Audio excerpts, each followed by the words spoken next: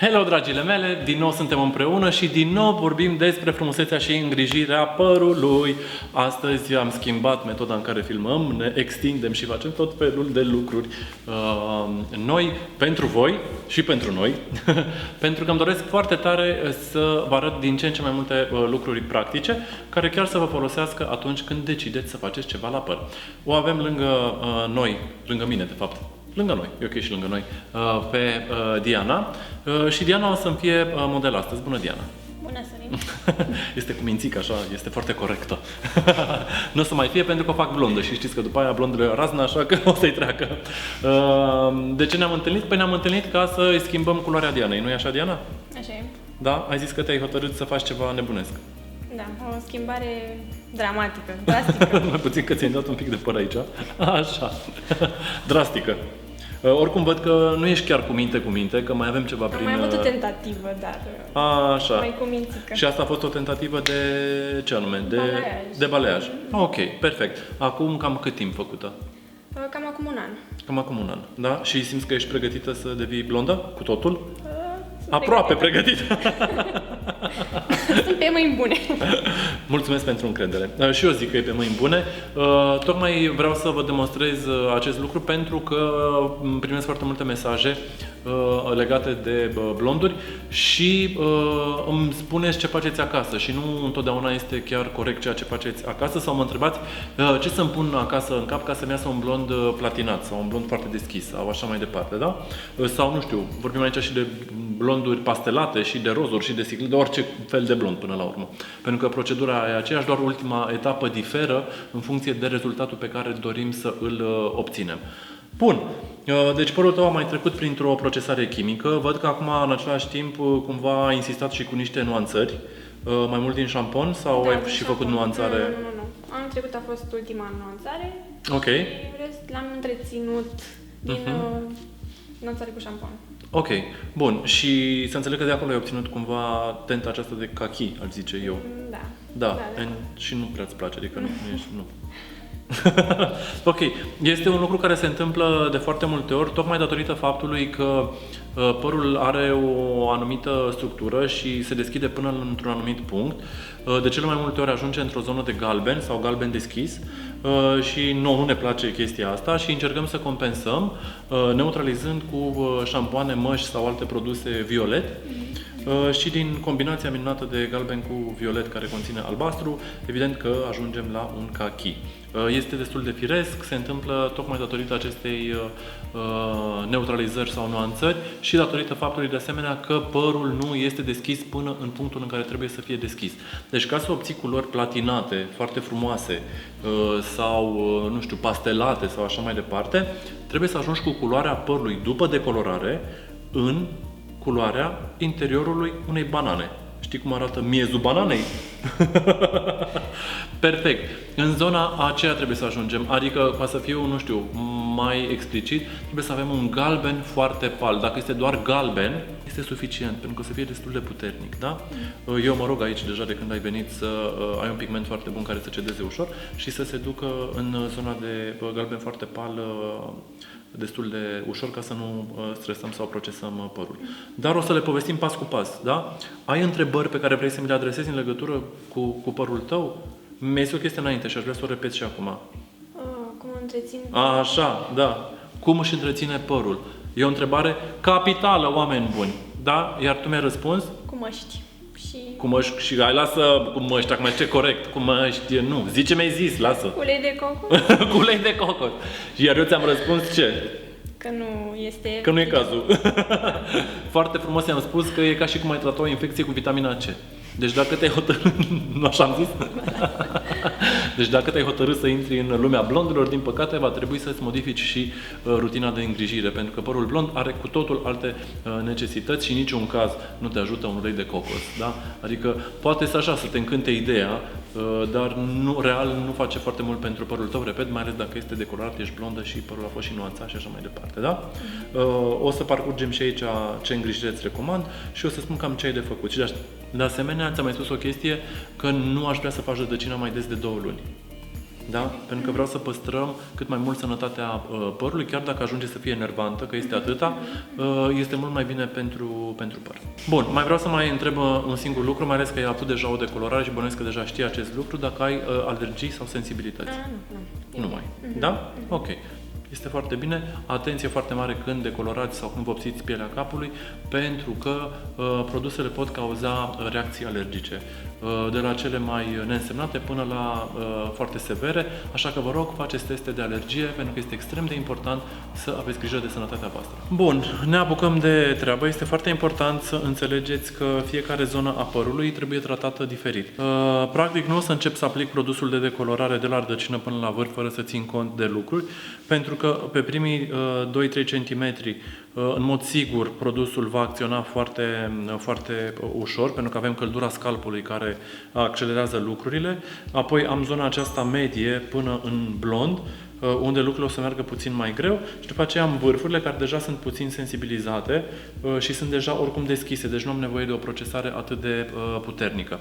Așadar și formularea mea o să fie diferită. Voi folosi o decolorare aplicată mai târziu la rădăcină cu 6%, o să folosesc o decolorare cu 9% pe partea mediană a părului și apoi o decolorare cu probabil, acum văd eu aici lucrurile, un 3%, pe lungimi, pentru că, repet, deja sunt deschise.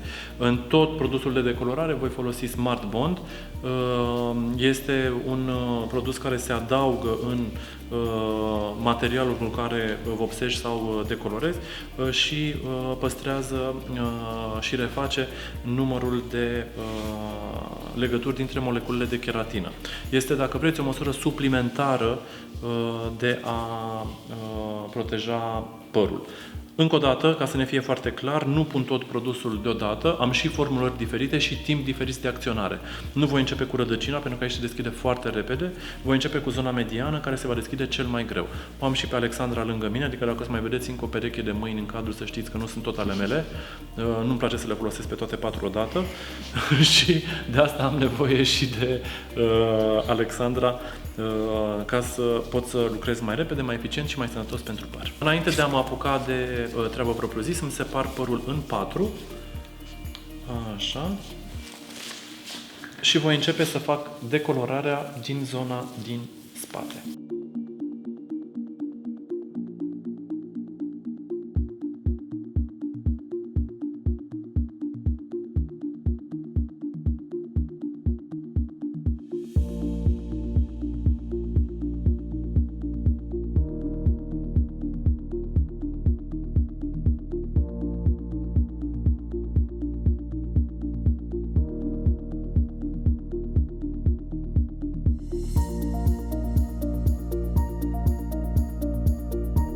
Bun, ne apropiem de final cu aplicarea lungimilor. Deja cred că se simte puțin cald, nu? Da. Mi-am pus niște separatoare aici colo ca să nu pătezi rădăcina. Vă sfătuiesc să folosiți ori ceva de genul acesta, ori dacă nu, bucăți de vată pe care puteți să le puneți în rădăcina părului ca să nu pătați cu oxidantul de 9% rădăcina. Unde este mai cald? În spate? În spatele aceasta. În spatele aceasta. Da, pentru că produsul a început să lucreze, într-adevăr. După cum observați, lungimile au rămas deschise, adică lungimile deschise au rămas neacoperite de produs și ușor, ușor o să trag doar în zona din spate produsul și către vârfuri. Rădăcinile rămân în continuare acelea pe care v-am spus, naturale, și o să le decolorăm cu 6%.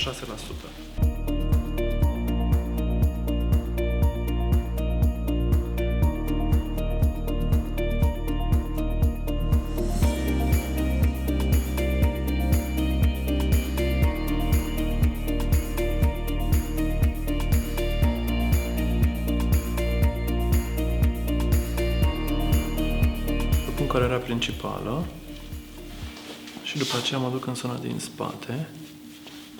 Vă spunem că aici formularea este diferită, un maxim de 6%, mai mult de 6% nu vă recomand să folosiți pe rădăcină și este foarte important să depozitați produsul. A început deja să lucreze, în spate a lucrat, am început mai devreme și a lucrat și mai bine, deci pot să încep aplicarea produsului. Repet, maxim 6% și produsul trebuie depozitat. Depozitat înseamnă că pune o cantitate foarte mare de produs. Nu trebuie apăsat foarte mult și așa, mixat. Trebuie pur și simplu pusă o cantitate foarte mare de produs. Este destul de anevoios procesul, pentru că părul este deja plin de produs, dar eu prefer întotdeauna să fac așa, să dau un avans lungimilor față de rădăcină. Vedeți că deja diferența e foarte mare de culoare. Este ușor verzuit pentru că pudra pe care o folosesc este albastră. Și, repet, pun produs din abundență. Deci, în niciun caz nu o să reușiți să faceți asta cu 2 plicuri de decolorant. Și nu vă apucați până nu aveți destul, după aia să fugiți până la supermarket cu jumătate din cap făcută și jumătate nu.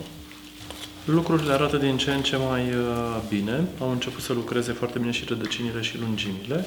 Avansul a fost foarte bun și acum trebuie să ajungem și pe zona de vârfuri. Sunt cele mai sensibile, așa că oxidantul a fost scăzut și facem la fel Smart Bond, adică folosim și protecție pe perioada decolorării.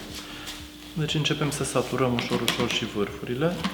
Este foarte important să saturăm cu produs. Vedeți că am folosit foarte mult produs, tocmai în ideea în care îmi doresc să saturez părul cu produs. Este foarte important să nu faceți economie la produs, pentru că de asta, adică ăsta este unul dintre motivele pentru care se pătează părul. Dar adică nici acasă nu este o procedură ieftină a te face blond tot capul.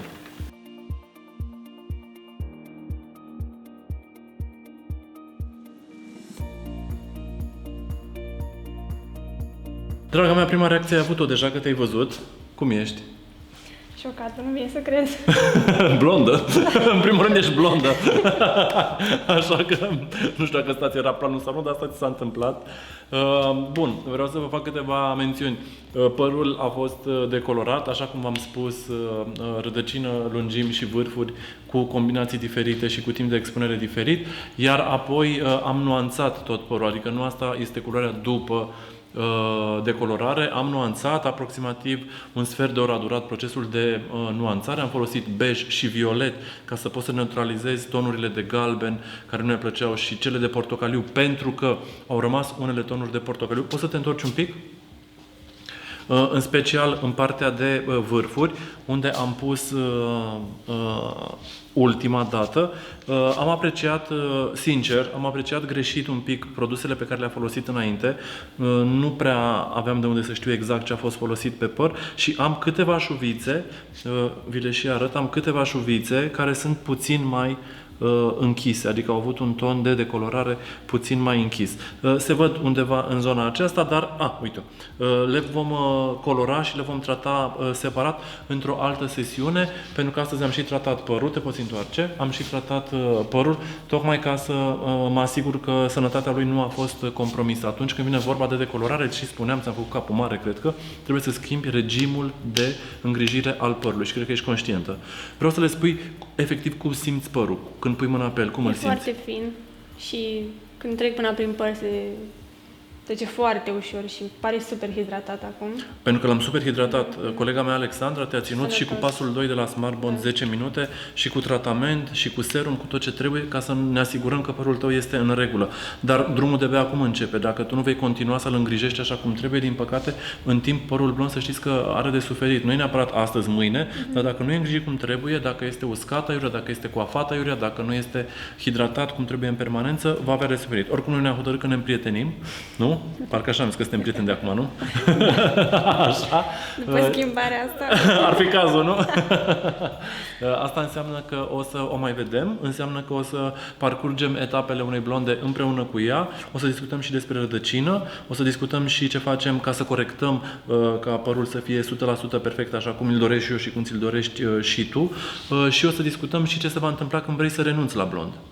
Da? Cred că o să avem viață lungă împreună, așa că stați cu noi. În legătură cu nuanțarea pe care o vedeți, pe care categoric trebuie să o faceți după orice decolorare, voi face un material separat, ca să vă arăt produse, să vă arăt cum se combină, să vă arăt ce rol au. Poate chiar pe tine o să facem o nuanțare, o să vedem exact, dar va fi un material separat. Dragile mele, până data viitoare, nu pot decât să vă mulțumesc că mă urmăriți. Vă rog, dați subscribe și share-uiți cât mai mult videoclipurile acestea și nu uitați, sunt aici ca să vă răspund la întrebări. Aveți grijă de părul vostru. Pa, pa! Mulțumesc! Mulțumesc și eu.